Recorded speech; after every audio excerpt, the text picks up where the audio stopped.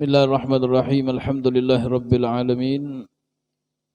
Wa bihi nasta'inu ala umuri dunya waddin. Sallallahu wasallama ala sayyidina Muhammadin wa ala alihi wa sahbihi wa barik wa sallim ajma'in. Subhanaka la ilma lana illa ma 'allamtana innaka antal alimul hakim.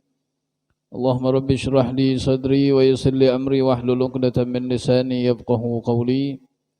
Allahumma inna hadha minka wa bika wa ilaika wa la hawla wa la quwata illa bika ya arhamar rahimin. Assalamualaikum warahmatullahi ta'ala wabarakatuh. Alhamdulillah, bersyukur kita kepada Allah subhanahu wa ta'ala atas nikmat yang senantiasa diberikan oleh Allah kepada kita. Bil khusus hendaklah kita senantiasa bersyukur kepada Allah atas nikmat siha wal afiyah, nikmat hidayah wa taufik serta nikmat Islam wal iman. Allah senantiasa memberikan kita kemudahan, Allah berikan kita keistiqamahan, bisa melaksanakan salat subuh secara berjamaah. Mudah-mudahan amal ibadah yang kita lakukan diterima oleh Allah subhanahu wa ta'ala. Amin ya rabbal alamin.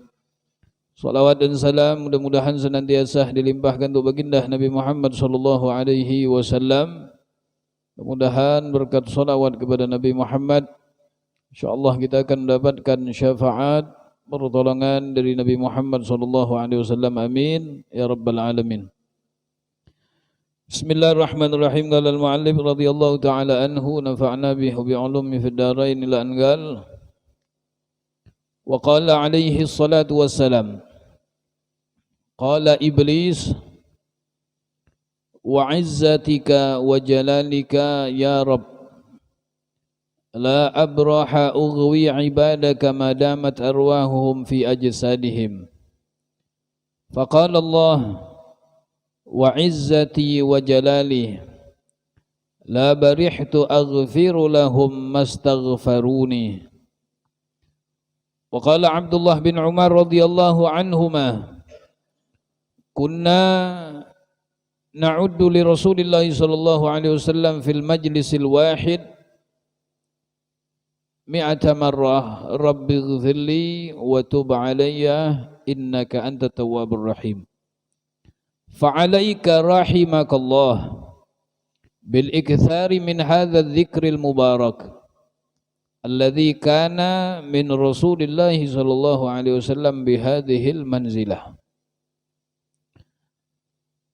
Junjungan kita Nabi Muhammad sallallahu alaihi wasallam, beliau bersabda, qala iblis, telah berkata iblis, wa izzatika wa jalalika ya Rabb. Iblis berkata, demi kemuliaanmu wahai Allah, dan demi keagunganmu ya Allah, la abraha ughwi ibadaka madamat arwahum fi ajsadihim. Aku tidak akan berhenti menyesatkan hamba-hambamu madamat arwahuhum fi ajsadihim, selagi ruh-ruh mereka itu masih berada di dalam jasad-jasadnya. Luar biasa nih, ini janji iblis dan permintaannya kepada Allah sebelum ia dikeluarkan dari surga. Ya. Dia minta kepada Allah. Bahkan dalam Al-Quran disebutkan iblis berkata kepada Allah, qala anzirni ila yaumi yub'atsun. Qala fa innaka minal mundharin. Iblis meminta kepada Allah sebelum dikeluarkan dari surga. Ya Allah, aku meminta kepadamu agar aku ini ditangguhkan, ya, dipanjangkan umur. Ya. Sampai kapan? Sampai hari bangkitan. Maka dijawab oleh Allah, innaka minal mundharin. engkau termasuk daripada orang-orang yang ditangguhkan, dikabulkan Allah. Dan iblis meminta ini kepada Allah Subhanahu wa taala karena dia ada misi. Dia ada misi. Apa misinya? Dia akan berusaha sekuat mungkin untuk membawa hamba-hamba Allah sebanyak mungkin bersamanya di dalam neraka. Kayak apapun caranya. Tidak bisa dirayu dari sebelah kanan, dia pindah ke kiri. Tidak bisa dirayu dari sebelah kiri, dia dari depan. Tidak bisa dari depan, dari belakang. Terus menerus. Bahkan sampai ketika ruh hamba Allah Subhanahu wa taala masih berada di dalam tenggorokan ini, iblis pun akan tetap berusaha. Ya, bagaimana caranya sebanyak mungkin hamba-hamba Allah ini masuk bersamanya di dalam neraka. Dia tidak mau masuk sendirian. Ya. Tidak bisa dijerumuskan dalam maksiat. Iblis pun akan berusaha menjerumuskan manusia ini masuk ke dalam neraka karena sebab ketaatan. Ya, jadi iblis itu bukan menjerumuskan hanya dalam maksiat, dalam ibadah pun ditipunya gitu. Ya. Kadang-kadang ada orang yang sama sekali tidak maksiat kepada Allah, perintah Allah dilakukannya, maksiat dijauhinya. Tapi kadang-kadang di dalam ketaatan tersebut timbul di dalam hati mereka itu rasa angkuh, sombong, merasa dirinya paling baik, melakukan ibadah dengan riya. Tidak bisa dijerumuskan dalam maksiat, maka ia akan menipu manusia ini dalam segi ibadah. Sehingga ketika seseorang melakukan ibadah ketaatan kepada Allah, keluar dari rumah niatnya sudah bagus, sampai selesai melakukan ibadah. Ketika selesai keluar dari masjid, ia melihat umpamanya ada orang yang dilihatnya dari sebelum subuh tadi berdudukan di situ. Dari keluar rumah ngelihat, oh, ini ada orang nih dudukan nih, kayaknya dari malam tadi nih, sampai azan subuh nih belum bubar lagi. Selesai dia beribadah di masjid, bulik jalan ngelihat, nah masih ada orang ini. Ini tidak ada yang sholatnya ini berarti. Oh, berarti ini hebat lah ulun nih. Nah, berarti ulun ini lebih baik dari mereka. Nah, secara tidak langsung itu merupakan tipu daya dari syaitan. Bahkan disebutkan oleh ulama ketika ada seseorang yang melakukan ibadah dan merasa dirinya lebih mulia daripada hamba-hamba Allah yang lain, maka ibadah yang telah dilakukannya pahalanya dibinasakan oleh Allah. Tidak jadi dia dapat pahala subuhnya, tidak jadi. Ya. Nah, ini permintaan iblis kepada Allah Subhanahu wa taala. Demi kemuliaanmu dan keagunganmu. Iblis tahu keagungan Allah. Iblis tahu dia kemuliaan Allah. Dan iblis mengetahui bahwasanya Allah Subhanahu wa taala adalah zat yang pasti akan memberikan ampunan kepada hamba-hambanya selagi mereka mau memohon ampun. Iblis sudah tahu, tapi dia tetap berusaha. Hebat iblis, tidak malas. Iblis ini rajin, ya, kada pengoleran. Tidak bisa sendirian, dia bawa anak buah. Ya. Bahkan disebutkan iblis ini, dia pun ada rasa takut kepada Allah. Iblis itu takut. Ya. Sehingga disebutkan dalam Al-Quran, inni bari'um minka, inni akhafullaha rabbal alamin. Aku ini, kata iblis, takut kepada Allah subhanahu wa ta'ala, Tuhan semesta. Iblis takut. Demi kemuliaanmu dan keagunganmu ya Allah, aku tidak akan berhenti menyesatkan hamba-hambamu selagi nyawa mereka itu masih berada di dalam jasad. Kalau belum mati, tidak mungkin dia peraya. Ya, terus tidak ada istirahatnya sebelum ruh dan jasad kita berpisah. Ya. Taubat seseorang itu akan diterima oleh Allah selagi masih di malam yughargir, ya, selama ruh itu masih ada di tenggorokan. Ya. Kalau sudah lewat sedikit, udah lewat sedikit aja lah. Ini tenggorokan, lewat ke atas sedikit, udah. Ya. Kenapa ruh lewatnya dari sini? Ya. Karena orang ketika meninggal dunia itu kan ruh itu ditarik dari atas, bukan dari jempolnya, bukan. Karena masuk ruh juga dari atas. Ya. Makanya ketika kita lihat umpamanya ada orang yang nazak lah, sakaratul maut, detik-detik mau meninggal, kadang-kadang kan matanya ngelihat ke atas. Ya.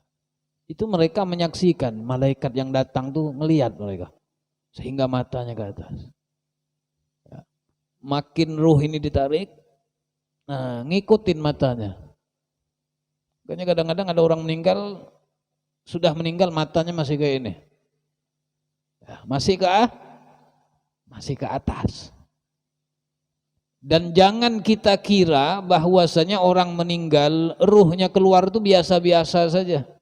Wah, nyamannya Sidin lah meninggal lah. Ya. Kita yang ngelihatnya nyaman.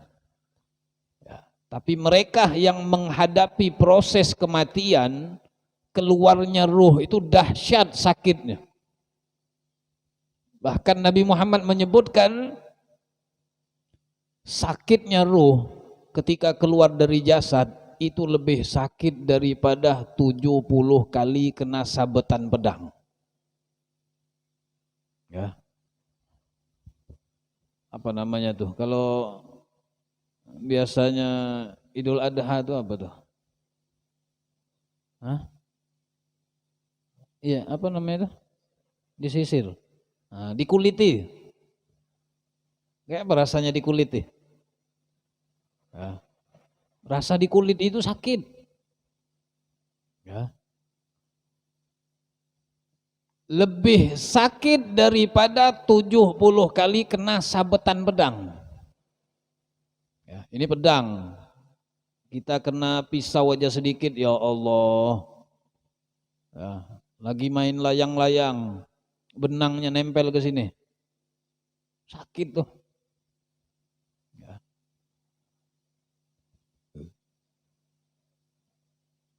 Jadi Nabi Muhammad SAW beliau itu sampai meminta kepada Allah. Nabi Muhammad, Nabi yang paling disayang oleh Allah. Ketika Jibril alaihi salam dan malaikat Israel datang kepada Nabi besar Muhammad, ditugaskan untuk mencabut nyawa Nabi Muhammad, maka Israel ini meminta izin kepada Nabi Muhammad. Ya, minta izin dulu. Ya. Datang, orang minta izin tidak ada, kecuali baginda Nabi besar Muhammad. ngetuk pintu dulu. Assalamualaikum. Ya. Nabi perintahkan putri beliau Sayyidah Fatimah untuk membuka. Buka, ada tamu datang. Ya. Pas dibuka disuruh Nabi Muhammad masuk. Ya. Masuk wahai Israel, kata Nabi Muhammad. Ada apa? Kata Israel, wahai Rasulullah, aku diberikan tugas untuk mencabut nyawamu. Bila engkau mau, bila engkau izinkan, maka akan aku cabut. Tapi kalau seandainya engkau belum mau ya Rasulullah, maka aku akan bulik lagi. Ya, kalau engkau mau, aku cabut. Kalau enggak mau, aku bulik lagi ya Rasulullah. Ya, maka Nabi menjawab ar-rafiqil a'la. Ya, Nabi Muhammad sudah ingin berjumpa dengan Allah. Ketika ruh Nabi Muhammad dicabut oleh malaikat Israel, itu sampai Jibril itu tidak mau melihat baginda Rasulullah. Jibril itu sampai ngelihat ke tempat lain, tidak tega melihat Nabi Muhammad ruhnya dicabut. Nabi itu sampai Jibril itu sampai nangis, tidak mau ngelihat. Kemudian Nabi mengatakan, wahai Jibril, kenapa engkau berpaling? Ya, kenapa engkau tidak mau melihatku, kata baginda Rasulullah. Kata Jibril, aku tidak kuat ya Rasulullah. Ya. Wahai Israel, apakah ini rasanya ruh keluar dari jasad? Apakah ini rasanya sakaratul maut? Apakah tidak bisa engkau ringankan lagi wahai Israel? Kata Israel, ya Rasulullah, aku mencabut nyawamu ini itu sudah paling ringan. Tidak pernah sama sekali aku mencabut nyawa seseorang seringan engkau ini. Biasanya langsung main tarik aja kayak itu nah. Ya, main tarik. Israel itu kalau sudah yang meninggal nih orang-orang yang sering bermaksiat kepada Allah, ya, yang sering melanggar perintah Allah, yang sering meninggalkan kewajiban kepada Allah, didatangnya langsung kayak itu aja nah. Wala salam wala kalam. Ya. Tapi kalau untuk Nabi besar Muhammad, nah nariknya pelan-pelan. Nabi masih kesakitan. Ya. Sehingga Nabi Muhammad SAW beliau berdoa, Allahumma thaqil alayya wa khaffif ala ummati. Ya Allah, beratkanlah rasa sakaratul maut ini, berikan kepadaku semua. Rasa sakit yang akan dialami oleh umatku ketika sakaratul maut, biar aku semua yang menahannya. Wa khaffif ala ummati, dan ringankan untuk umatku. Nabi semua sudah nanggungnya. Ya, biar umat-umat beliau ini ketika merasakan sakaratul maut itu tidak terlalu sakit. Ya, ngeri sakaratul maut ini. Ya, kita kalau ngelihat orang meninggal, nah, lagi duduk meninggal, ya nyamannya biarlah. Nyamannya orang itu lagi sujud meninggal. Ya mutul mar'u ala ma'asya alaih. Seseorang akan diwafatkan Allah sesuai kebiasaannya. Ya. Rajin sholat, insya Allah wafat dalam keadaan sholat. Tergantung kebiasaan masing-masing. Bahkan disebutkan Nabi Isa alaihi salam, Nabi yang diberikan oleh Allah mukjizat, bisa menghidupkan orang mati. Nabi Isa itu. Nabi Isa Allah berikan mukjizat bisa menghidupkan orang mati. Bukan berarti Nabi kita Muhammad tidak bisa menghidupin orang mati. Semua mukjizat para nabi itu ada pada diri baginda Nabi Muhammad. Bahkan tidak usah Nabi Muhammad. Ulama-ulama dari umat Nabi Muhammad, di antara mereka itu ada yang Allah berikan karamah bisa menghidupkan sesuatu yang sudah mati. Manusia, binatang, Ya, di antaranya Syekh Abdul Qadir Al-Jailani. Beliau lagi makan ayam. Ayam seikungan. Udah dibakar, ya sudah jadi. Dimakan oleh beliau. Sampai dagingnya udah habis. Udah selesai, tulang-tulangnya dikumpulin oleh beliau. Ya, langsung beliau mengatakan, "Gum biiznillah." Bangun lagi pian dengan izin Allah. Itu tulang tadi langsung menyatu lagi. Langsung menyatu. Ya. Jadi ayam kayak semula. Ya. Syekh Abdul Qadir Jailani radhiyallahu taala anhu. Nah, Nabi Isa alaihissalam ketika itu beliau ditanya oleh umatnya, "Wahai Nabi Isa, engkau terkenal dengan seorang nabi yang mampu menghidupkan orang yang sudah mati. Kalau orang yang sudah mati, yang baru saja mati, ya mungkinlah masuk akal engkau bisa menghidupkan. Coba engkau hidupkan orang yang sudah meninggal ratusan tahun yang lalu, ribuan tahun yang lalu." Kata Nabi Isa, "Siapa yang kalian inginkan?" Maka umatnya mengatakan, "Coba engkau hidupkan Sam bin Nuh." Sam bin Nuh itu putra Nabi Nuh alaihi salam. "Ayo," kata Nabi Isa, "kita datangi kuburannya." Datangi, sudah sampai ke kuburan Sam bin Nuh. Maka Nabi Isa mengatakan, "Kalian lihat." Nabi Isa itu langsung berdoa, "Gum ya Sam, bangun engkau wahai Sam." Itu kuburan itu langsung kebuka. Kuburan Sam bin Nuh tadi langsung kebuka, keluar dari kuburnya.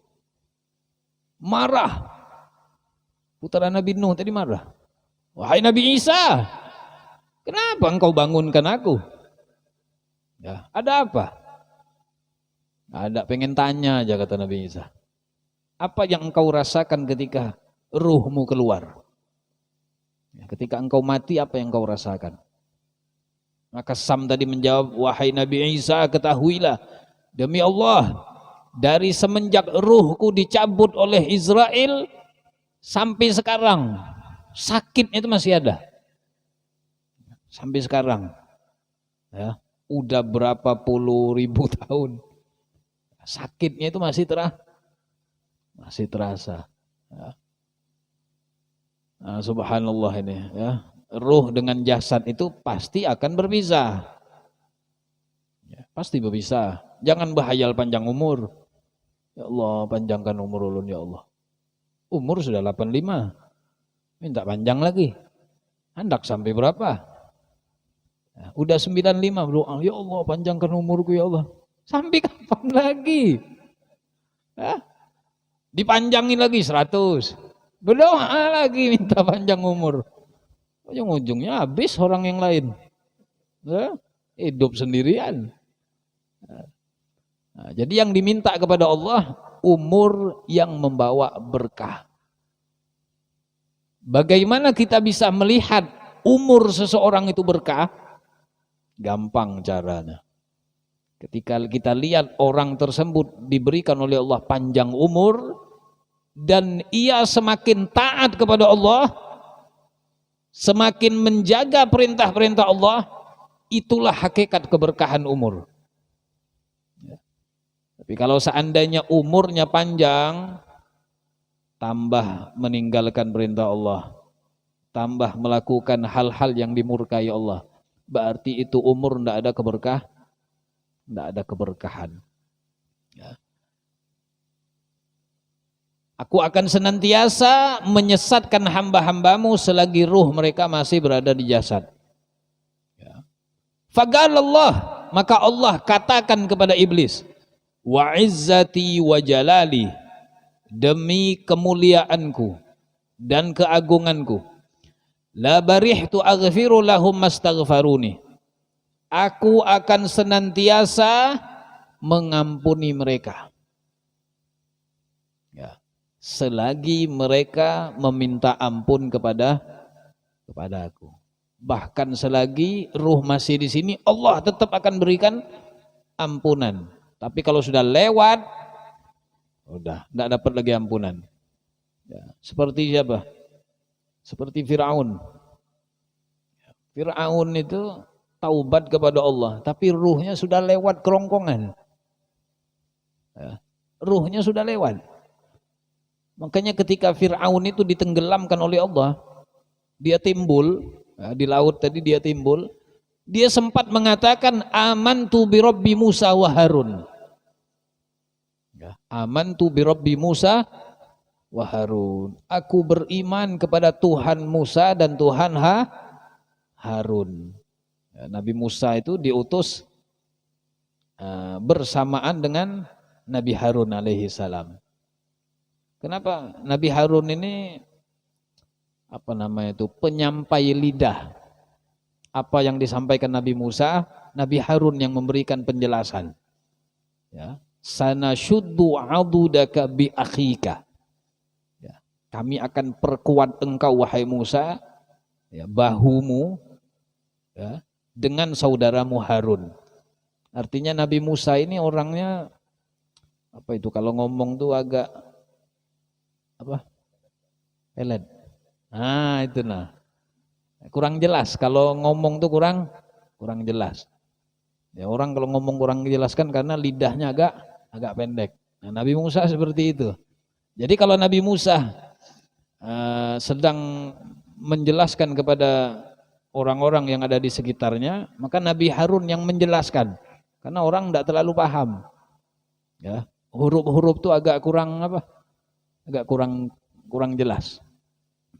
Jadi Fir'aun ketika detik-detik mau meninggal, dia sempat mengucapkan amantu bi Rabbi Musa wa Harun. Aku beriman kepada Tuhan Musa dan Harun. Tapi kesempatan sudah habis. Ruhnya sudah lewat tenggorokan. Sehingga taubatnya pun tidak diterima oleh Allah. Itu Fir'aun. Kata ulama, Fir'aun masih ada rasa mau taubat kepada Allah. Ya, walaupun taubatnya tadi tidak diterima. Tapi dia ada rasa untuk kembali kepada Allah, untuk taubat kepada Allah.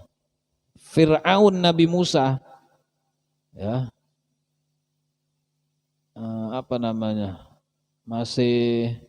masih bagus lah Fir'aun Nabi Musa, ya, ketimbang Fir'aun Nabi Muhammad. Nabi Musa punya Fir'aun, Nabi Muhammad pun punya Fir'aun. Fir'aunnya Nabi Muhammad lebih dahsyat, ya, lebih mengerikan daripada Fir'aun Nabi Musa. Fir'aun Nabi Muhammad siapa namanya? Abu Jahal. Ya, disambat oleh Nabi Fir'aun. Ketika Abu Jahal itu mau dibunuh, ya, ketika peperangan, kalau tidak salah peperangan Badar, Abu Jahal itu sudah tergeletak. Ya. Maka datang seorang sahabat Nabi Muhammad yang bernama Abdullah bin Mas'ud. Abdullah bin Mas'ud ini sahabat Nabi yang paling pendek. Badannya itu kata ulama, ini berapa ini ukurannya? Sehasta. Ya, apa bahasa Banjarnya? Sehasta ya kayak ini. Setengah meter lah. Kayak ini setengah meter. Kecil kayak ini. Ya, Abdullah bin Mas'ud. Beliau inilah yang memotong kepala Abu Jahal. Ya. Karena Abu Jahal ini pernah nempeleng kepala Abdullah bin Mas'ud. Abdullah bin Mas'ud ditempelengnya, ditampar bahasa kita. Ya. Abdullah bin Mas'ud itu pernah disuruh oleh Nabi Muhammad, siapa yang berani membacakan ayat Al-Quran di depan orang-orang kafir. Abdullah bin Mas'ud berdiri, aku ya Rasulullah. Ya, begitu berdiri disampaikannya, Abu Jahal datang langsung tempeleng. Merah. Abu Jahal itu orangnya besar. Ya, kekar badannya. Tangannya ini lebar. Abdullah bin Mas'ud halus. Ketika ditampar ini merah mukanya. Ya. Kemudian dijewer. Sampai Abdullah bin Mas'ud itu nangis. Ya. Nabi Muhammad ada di situ. Ya, ketika Abdullah bin Mas'ud nangis, Jibril alaihi salam datang. Jibril tertawa. Kata Rasulullah, wahai Jibril, kenapa engkau tertawa? Sedangkan Abdullah bin Mas'ud menangis. Kata Jibril, ya Rasulullah, engkau akan tahu. Nah, ketika di peperangan Badar, Abu Jahal sudah tergeletak. Abdullah bin Mas'ud ini karena badannya kecil, ya, jadi tidak terlalu ini kan, ya, menghadapi orang kafir itu kan tidak seimbang, badan kecil. Jadi nunggunya itu ya orang-orang kafir yang tergeletak, dia yang menghabisinya. Ya, jadi Abdullah bin Mas'ud ini dicarinya, mana Abu Jahal. Jalan-jalan, dilihatnya. Nah, Abu Jahal sudah tergeletak. Tapi Abdullah bin Mas'ud mau mendekati, dia takut. Takutnya kalau Abu Jahal ini masih hidup. Ya was-was juga. Jadi dari jauh Abdullah bin Mas'ud ini pakai apa, kayak tombak dah. Jadi apa namanya kayak itu nah.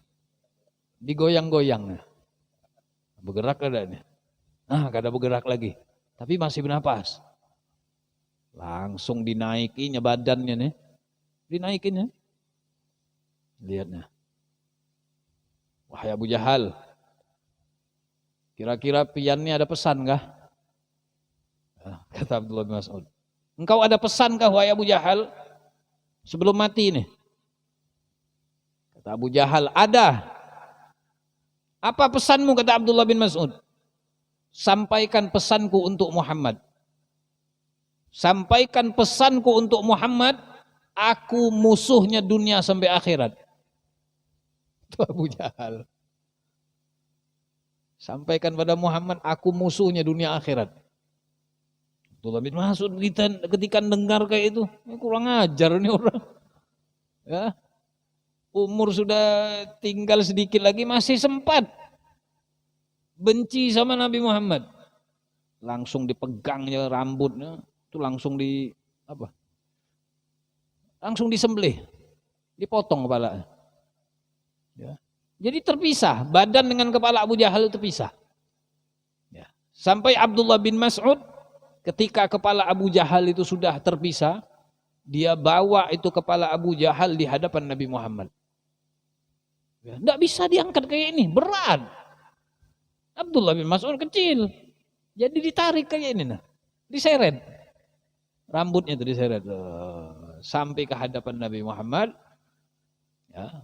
Jibril alaihi salam datang. Kata Jibril, ya Rasulullah, inilah sebab waktu kemarin aku tertawa. Ya.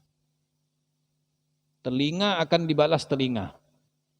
Jadi Abdullah bin Mas'ud tadi narik bukan rambut, jadi telinganya yang ditarik. Dijewer kayak itu. Kata Jibril, telinga dibalas telinga. Ya. Ketika dibawa kaget Nabi Muhammad, kepalanya aja yang datang. Kayak apa nih kisahnya nih? Diceritakan oleh Abdullah bin Mas'ud.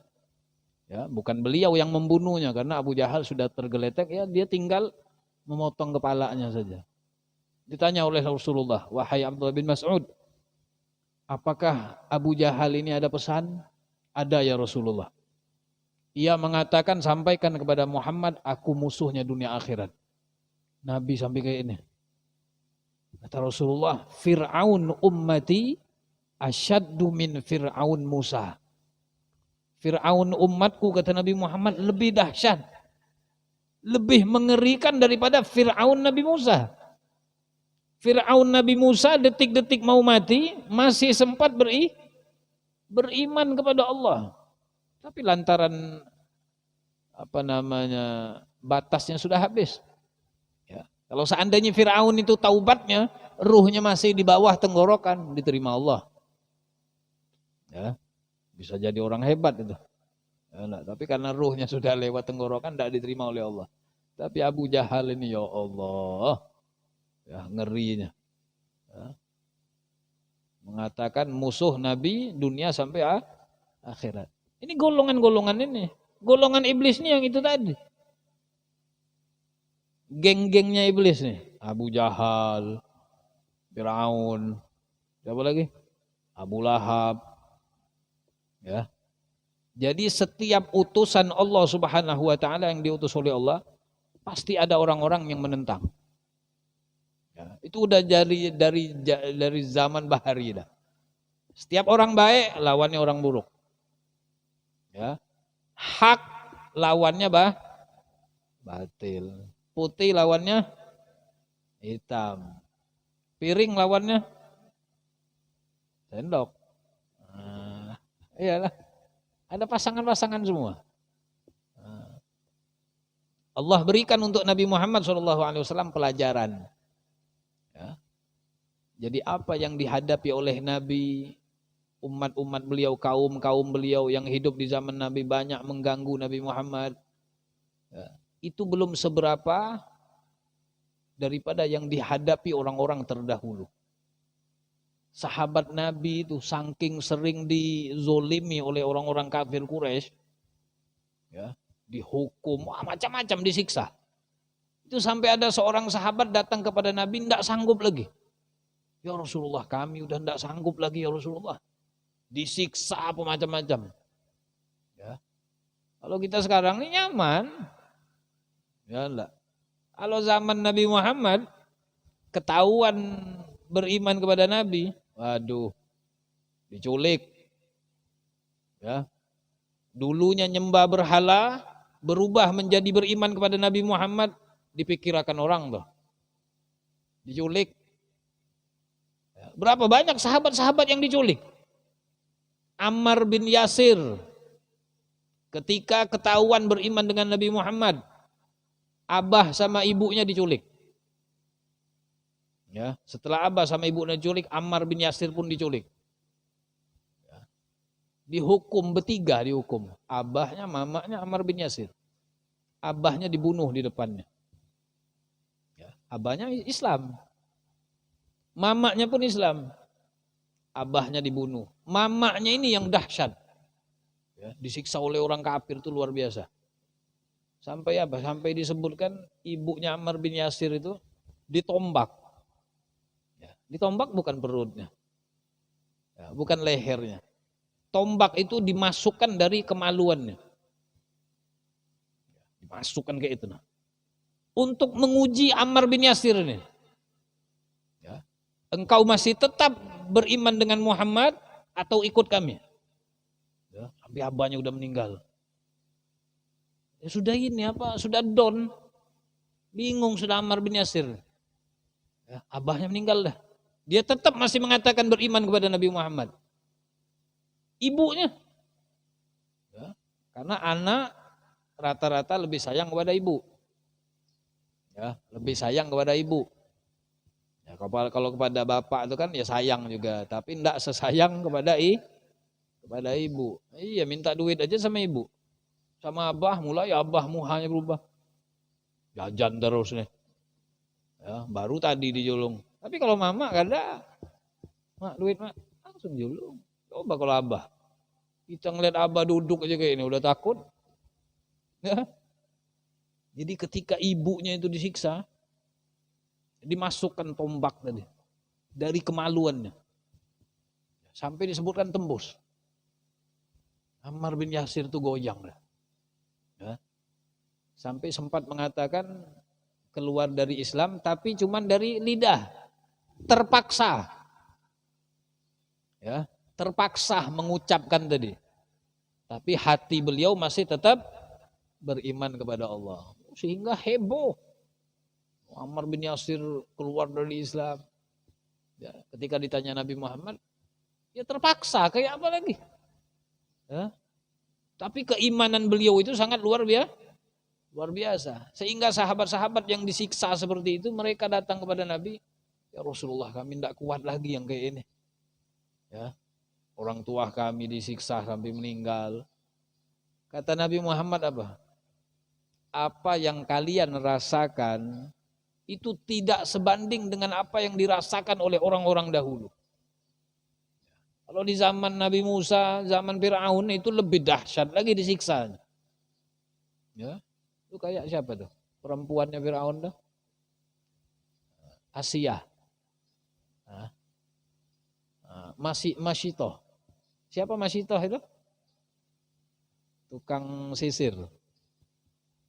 Ketika ketahuan beriman kepada Allah, disuruh apa?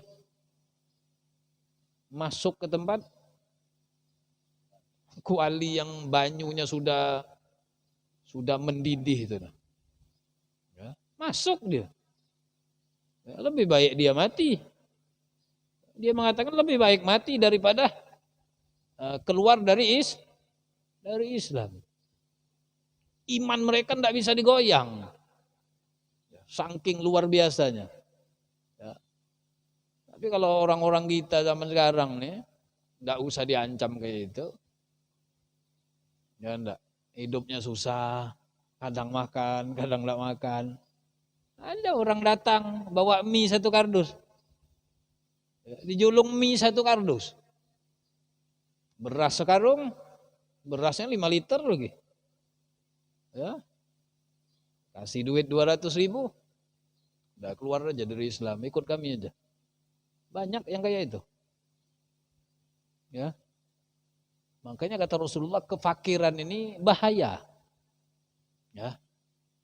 Kadang-kadang kefakiran itu kata Nabi Muhammad menyebabkan seseorang masuk ke dalam kekufuran. Ya. Sehingga disebutkan Nabi, orang-orang dahulu itu kalau disiksa, mereka ketika ketahuan beriman kepada Allah, ya, itu kepala mereka itu disisir pakai besi itu nah. Apa itu yang kayak biasa buat, iya apa itu nah yang kayak itu nah. Biasa narik-narik sampah itu nah. Hah? Besi yang itulah tajam-tajam itu. Ya, tapi kecil kayak sisir. Itu tangannya dipegang, diikat, kaki diikat, ini kepala dipegang, disisir pakai besi itu. Ya. 1 kali sisir, itu daging yang ada di sini ikut semua. Mau keluar apa enggak dari Islam? Ada. Ya. Itu anaknya ngelihat semua. Tapi mereka lebih memilih disiksa. Ya, daripada mereka harus keluar dari agama Islam.